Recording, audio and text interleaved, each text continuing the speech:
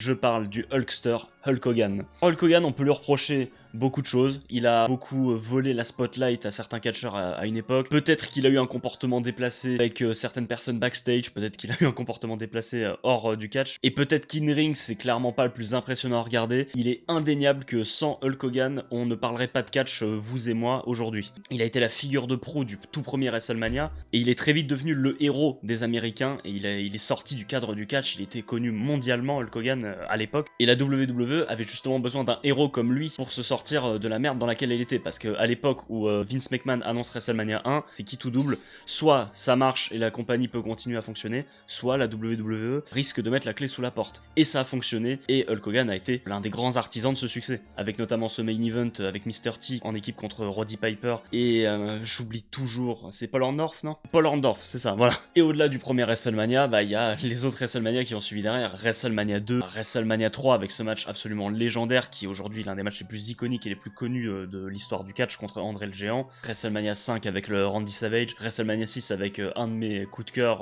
de la Golden Era contre le Warrior. Hulk Hogan était tout simplement l'icône du catch à l'époque, et quoi qu'on en dise aujourd'hui, sans lui, il n'y a aucun monde où on parle de catch aujourd'hui, et peut-être que le catch serait encore plus niche qu'il ne l'est actuellement. Rien que pour ça, je pense qu'il a largement sa place dans la Mount Rushmore de la WWE.